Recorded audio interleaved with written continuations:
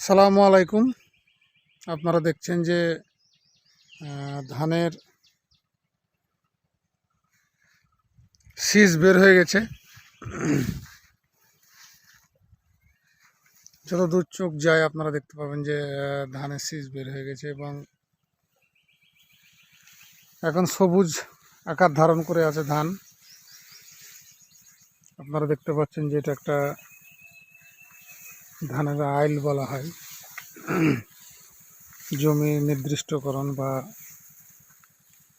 পরস্পরের জমি আলাদা করার জন্য ধরনের আইল ব্যবহার করা হয়ে থাকে।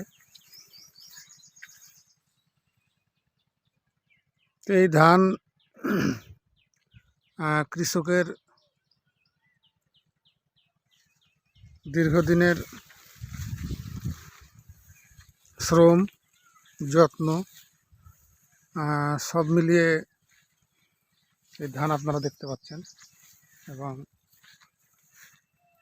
এখন আপনারা একটা জিনিস দেখায় যে ধানের ফুল আপনারা খেয়াল করে দেখতে পাবেন যে প্রতিটা ধানের মাথায় সাদা সাদা ফুল রয়েছে। এবং এখন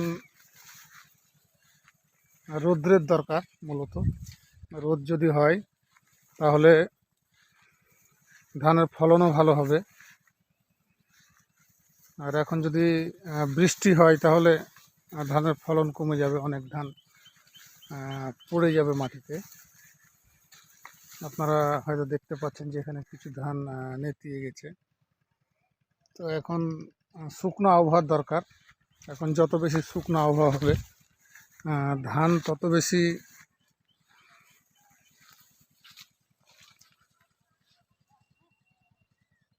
দ্রুত সোনালি কালার ধারণ করবে এবং খুব দ্রুত পাকবে। এখনও চাউল হয়নি, ধানের ফুল ঝরে পড়বে। ধানের এগুলোর মধ্যে এখন বলা যায় যে আপনার দুধ হয়ে আছে। এই দুধটা শক্ত হয়ে চাউলে পরিণত হবে এবং এটা সোনালি কালার ধারণ করবে। কৃষক তার দীর্ঘদিনের পরিশ্রমের পর এই সময় যখন মাঠে আসে তখন তার মনটা জুড়িয়ে যায়। এরকম সোনালি ধান কবে সোনার বরণ ধারণ করবে। এই সময়টা যদি কোনো প্রাকৃতিক বিপর্যয় না ঘটে তাহলে খুব সহজেই বলা যায় যে কৃষক ঘরে ধান তুলতে পারবে। যদিও ধানের চাষ কমে গেছে, এখন আপনারা জানেন যে বাগানের প্রভাবটা অনেক বেশি চাঁপাইনবাবগঞ্জে, বিশেষ করে ধান আর বাগান।